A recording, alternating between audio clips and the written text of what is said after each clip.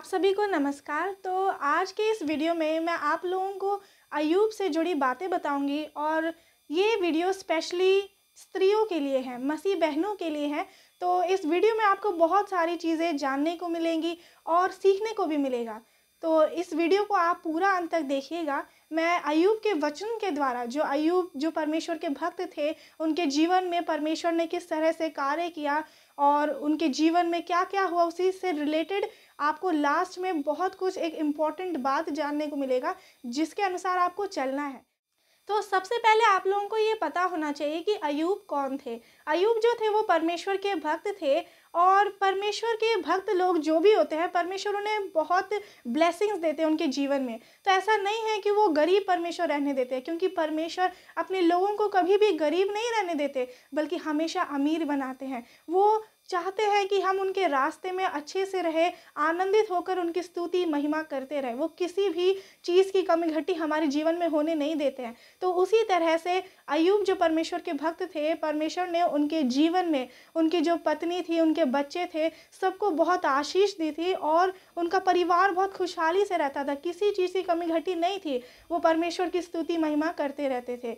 तो इसमें ये होता है कि अय्यूब की जब आप कहानी बाइबल में पढ़ेंगे तो आपको पता चलेगा कि अय्यूब के जीवन में जो आशीष परमेश्वर ने लास्ट में दिया था, तो वो आशीष से पहले उन्होंने क्या क्या उनको सहना पड़ा, क्या क्या दुख सहना पड़ा उन्हें, वो सारी चीज़ों आपको जानना बहुत ज़रूरी है, वो सारी चीज़ों के बारे में। क्योंकि परमेश्वर के रास्ते जब हम आगे बढ़ते हैं, उनके रास्ते में जब हम आगे बढ़ते तो दुख परेशानियां आती है, लेकिन हमें उसमें भी परमेश्वर का धन्यवाद करना होता है। ये बहुत ज़्यादा ज़रूरी है।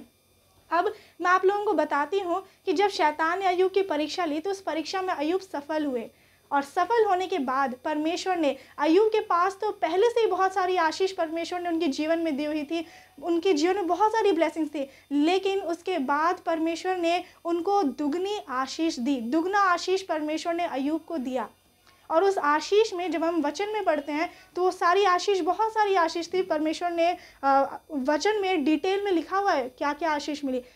अय्यूब 42 का 14 और 15 में क्या लिखा है कि इनमें से उसने जेठी बेटी का नाम यमीमा, दूसरी का कसिया और तीसरी का केरेनेपूक रखा।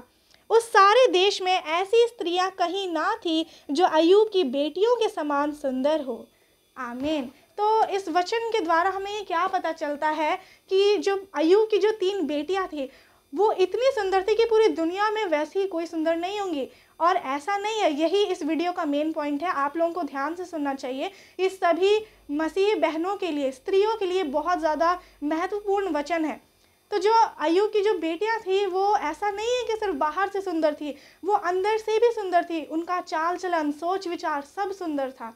तो आज इस वचन के द्वारा आप सबों को भी सुंदर बनना है। आत्मिक रूप से सुंदरता हमारे अंदर होनी चाहिए। शारीरिक रूप से सुंदर हमें नहीं बनना है। लेकिन इस दुनिया में लोग क्या करते हैं, इस संसारिक दुनिया में लोग अपने आप को ऊपर से सजाने में लगे रहते हैं। वो सोचते हैं कि हम अच्छे से कपड़ा पहनेंगे, सुंदर कपड़ा पहनेंगे, मेकअप करेंगे, तब हम ज़्यादा सुंदर दिखेंगे। लेकिन वो हमारी सुंदरता नहीं होती है। अगर आप परमेश्वर के रास्ते में जब आप चलेंगे, जो कोई परमेश्वर के रास्ते पर चलेगा, स्पेशली स्त्रियों के लिए वचन है, मसीही बहनों के लिए, कि जब आप परमेश्वर के रास्ते पर चलेंगे तो आपको किस तरह से खुद को सजाना है, आपको श्रृंगार परमेश्वर के वचनों से करना है। आत्मिक रूप से आपको सुंदर बनना है, ना कि शारीरिक रूप से। आपको परमेश्वर के वचन पर ध्यान लगाना है। वचन आपके हृदय में होना चाहिए, आपके मन में होना चाहिए। इस तरह से आप अपने आप को आत्मिक रूप से सुंदर बना सकते हैं। क्योंकि जिस तरह से अय्यूब की जो बेटियां सुंदर थी, उनका चाल चलन सुंदर था, वो उनका सोच विचार सब सुंदर था, वैसे ही आपको भी बनना है।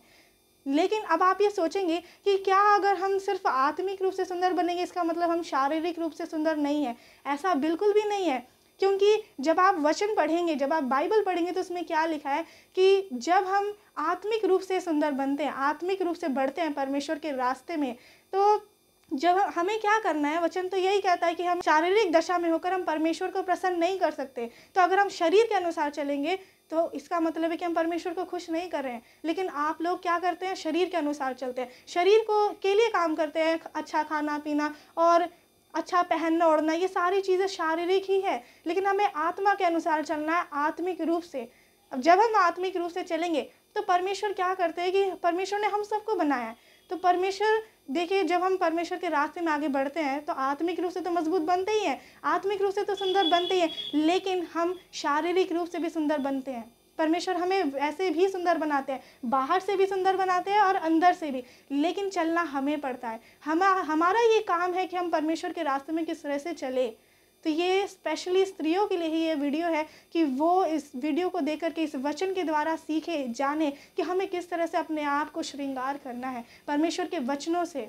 प्रार्थना में निरंतर बने रहना, ये सारी चीज़ें जब आपके अंदर होंगी, अच्छा विचार, अच्छा चाल चलन, जब आप परमेश्वर का वचन आपके अंदर होगा तो आपकी हड्डियाँ हृष्ट पुष्ट रहेंगी और आप आत्मिक और शारीरिक दोनों तरह से मजबूत रहेंगे। ये बहुत ज़रूरी है।